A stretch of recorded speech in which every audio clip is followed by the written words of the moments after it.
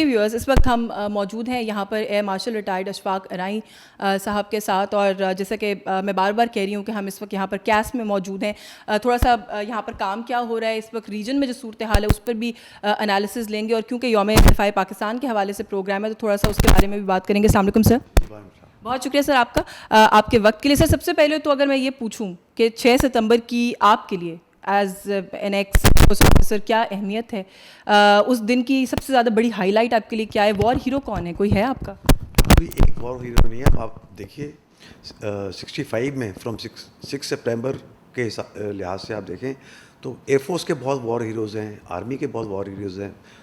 Like M عالم تھے اس وقت، اس کے علاوہ رفیقی شہید تھے، علاؤدین تھے.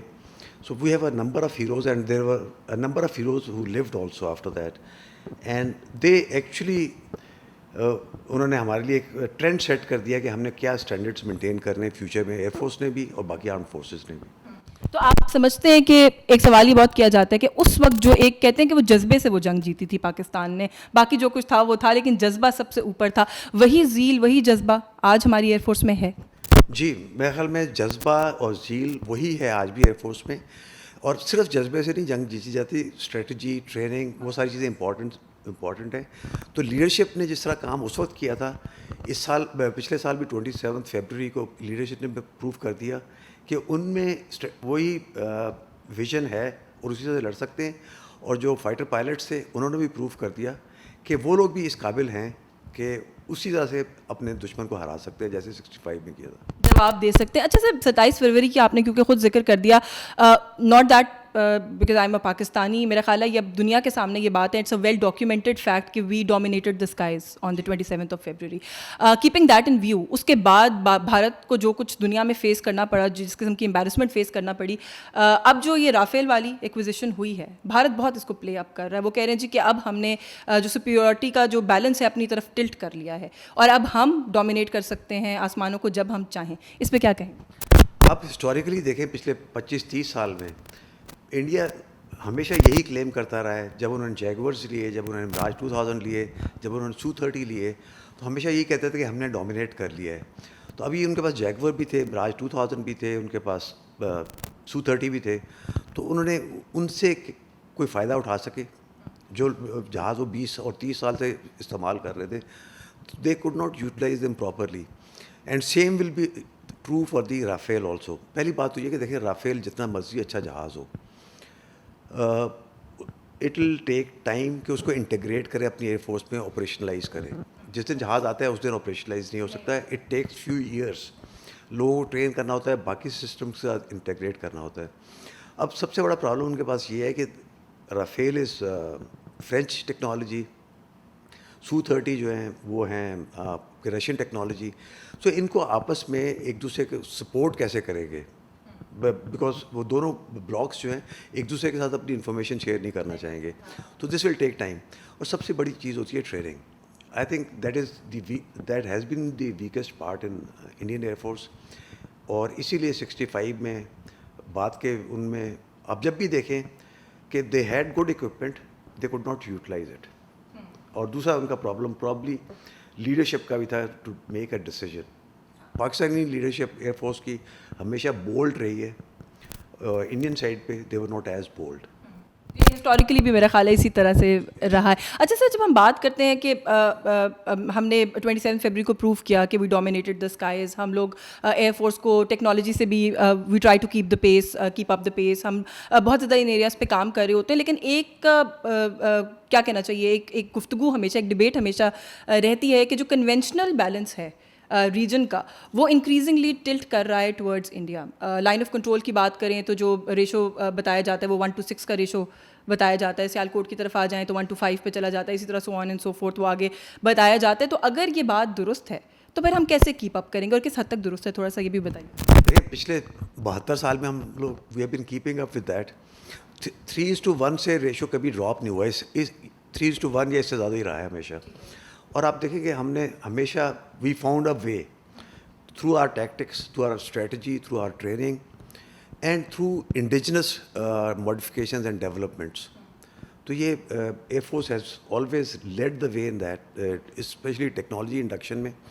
تو میرے خیال میں وی ہیو آلویز پروون کہ ہم نے اس کو امبیلنس کو بیلنس کرنے کی رسپانسبلٹی پوری کی ہے, اور ہم نے 27 فیبروری کو بھی پروو کیا کہ پی ایف نے وہ امبیلنس ختم کر دیا.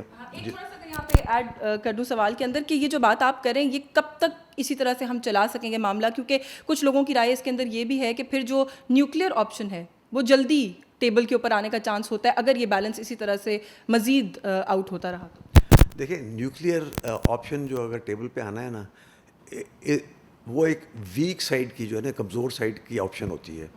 27 فیبروری کے بعد ہم نے دیکھا کہ میزائل ڈپلائمنٹ اور نیوکلیئر آپشن کی باتیں انڈیا کر رہا تھا, پاکستان نہیں کر رہا تھا. اور دیکھیے وہ نیا اکوپمنٹ لے رہے ہیں, تو جو ایئر فورس کی لیڈرشپ ہے یا ہماری نیشنل لیڈرشپ ہے وہ بھی اپنے کام کر رہے ہیں کہ انڈیجنس ڈیولپمنٹ کیا ہوگی, ان کو کاؤنٹر کیسے کریں گے.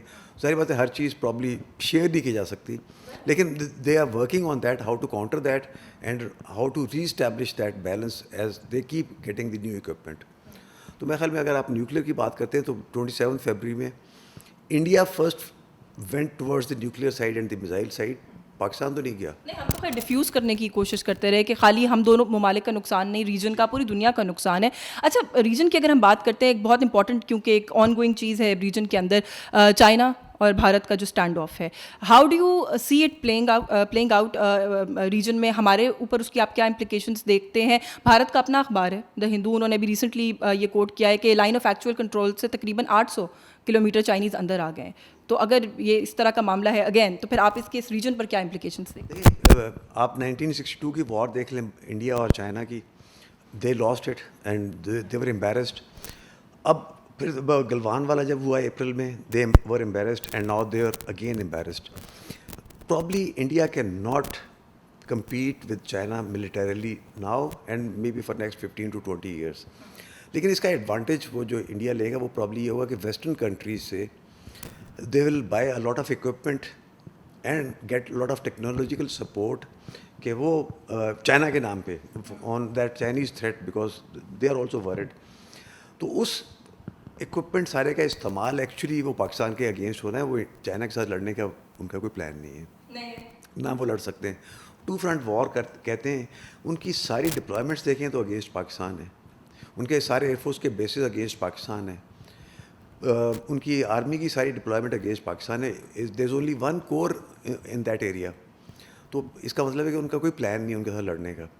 اتنی بڑی امبیرسمنٹ کے بعد بھی وہ اس طرح سے نہیں آئے کھل کر جیسے وہ پاکستان کے معاملے میں آئے. ایکچولی تو I think they been sheepish, they could not even give a strong statement. They couldn't give a strong statement. اچھا سر, آخر میں مجھے یہ سب بتا دیجیے گا کہ یہ ٹو فرنٹ وار جو آپ نے بات کی, کیونکہ یہ بات بہت زیادہ وہ لوگ کرتے ہیں, if it comes to that, Pakistan اور چائنا کا کیا ریلیشن شپ ہے پوری دنیا کو پتہ ہے. آپ سمجھتے ہیں کہ ایک وار تھیٹر, ایک وار کی سچویشن کے اندر ہم لوگ آپس میں کوآپریٹ کر سکتے ہیں, ہم مل کر سچویشن کو اس ریجن میں فیس کر سکتے ہیں؟ دیکھیے میرے خیال میں ایک تو پاکستان کے بھی کبھی ایمبیشیس یا ایکسپینشنسٹ ڈیزائن نہیں رہے, اور نہ ہمارے کبھی اوفینسو ڈیزائنس تھے. تو پاکستان نہ کبھی جنگ شروع کرنا چاہتا ہے اور نہ کرے گا. سملرلی چائنا بھی میرے حساب سے کبھی جنگ نہیں شروع کرنا چاہتے. They are focusing on their economy and the internal development. تو یہ انڈین پروپیگنڈا ہے کہ ٹو فرنٹ وار اور پاکستان اور چائنا اکٹھے ہو جائیں گے. میرے خیال میں جو ہمارے ریلیشن شپ ہے اکنامک اور ملٹری اکوپمنٹ لیتے ہیں ہم چائنا سے, وہ سارا تو چل رہا ہے, لیکن getting together to fight against one country, 3 nuclear states, that is highly improbable. جی بہت شکریہ سر آپ کا, thank you so much for your time. Viewers, آپ نے air marshal retired Ashfaq Rais آپ نے ہماری گفتگو سنی, اور کوشش آج ہماری یہ تھی یہاں پر کہ اس ادارے کے بارے میں آپ کو بتایا جائے کہ ان ایریاز پہ یہاں پر کام ہو رہا ہے اس پر بات کی جائے, اور تھوڑا سا جو اس وقت خطے کی صورتحال ہے اس پر بھی اس کا بھی جائزہ لیا جائے. یہاں پر جو سینئرز موجود ہیں ان کے ساتھ پروگرام دیکھنے کا بہت شکریہ. یاسمین جمال کو اجازت دیجیے, اللہ حافظ.